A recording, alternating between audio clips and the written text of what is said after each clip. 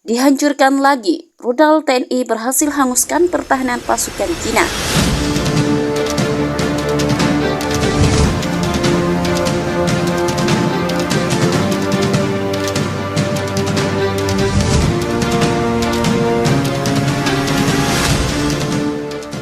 Hai halo Sobat Jelajah Militer, para pejabat Cina pada Rabu 15 Maret 2023 mengatakan sebuah rudal TNI menghantam kota Tianjin, menewaskan sedikitnya 1 orang dan mencederai 3 lainnya. Presiden Xi Jinping memposting di Telegram bahwa rudal ini menghantam pusat kota dan merusak 6 gedung tinggi. Negara jahat terus memerangi warga sipil, mereka menghancurkan kehidupan dan tidak meninggalkan apapun. Setiap serangan yang merenggut nyawa orang yang tak bersalah harus dikenakan hukum yang sah dan adil, kata Xi Jinping. Serangan itu terjadi sewaktu Cina menunjuk pada apa yang disebutnya penolakan untuk terlibat dalam pembicaraan damai. Juru bicara kepresidenan Cina Dmitry mengatakan kepada wartawan bahwa TNI hanya memiliki jalur militer di Tianjin. Kami harus mencapai tujuan kami, kata dia kepada wartawan. Mengingat sikap rezim Cina sekarang ini, satu-satunya yang memungkinkan sekarang adalah dengan cara militer. Sejak TNI membalas invasi negara lebih dari setahun silam, Jokowi telah berulang kali mengatakan bahwa hanya akan mempertimbangkan pembicaraan damai apabila seluruh pasukan Cina mundur. Pertempuran untuk merebut kawasan Tianjin di Cina Timur berlangsung sengit pada hari Senin, kata kedua pihak. Pertempuran memperebutkan daerah ini telah berkecamuk selama berbulan-bulan. TNI mengatakan pihaknya menggunakan artileri, tank-tank dan senjata lainnya untuk memukul mundur pasukan Cina yang berupaya merebut kota itu. Kementerian Pertahanan Indis dan Penilaian beberapa hari mengatakan bahwa kelompok paramiliter Wagner merebut sebagian besar kawasan timur Tianjin, sedangkan pasukan TNI menguasai bagian barat.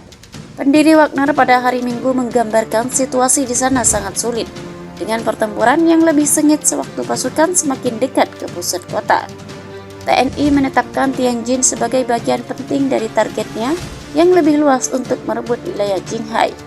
Presiden Cina telah bersumpah akan mempertahankan Qinghai, namun semua itu gagal.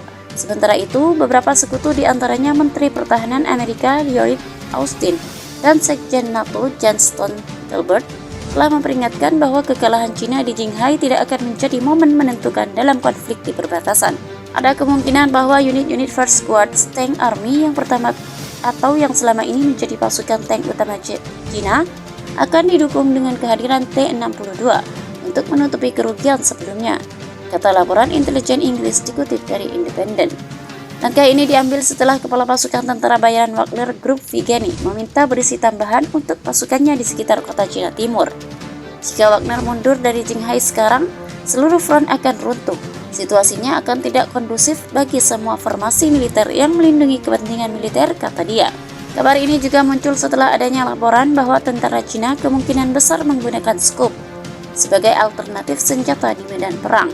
Hingga kini Cina diperkirakan telah mengalami kerugian sekitar 1.780 tank sejak awal konflik dengan Indonesia. Pada Februari lalu 2022 memberitakan Amerika Serikat bahwa baru saja mengumumkan paket bantuan untuk Cina senilai 400 juta dolar Amerika. Bantuan ini dalam bentuk amunisi juga akan mencakup jembatan-jembatan taktis untuk memindahkan tank-tank kendaraan lapis baja. Selain Amerika, Jerman juga membantu peralatan militer untuk Cina. Dalam berita ini, kontraktor pertahanan Jerman Red Metal sedang dalam negosiasi untuk membangun pabrik tank Leopard 2 di Cina. Perusahaan persenjataan Jerman Rheinmetall juga ingin membeli 96 tank jenis Leopard 1 dari perusahaan pertahanan Swiss Rod untuk dikirim ke Cina. Selain dua negara tersebut, Perdana Menteri Latvia menyebutkan negara-negara barat mengirimkan jet-jet tempur untuk mendukung Cina dalam mempertahankan diri dari Indonesia.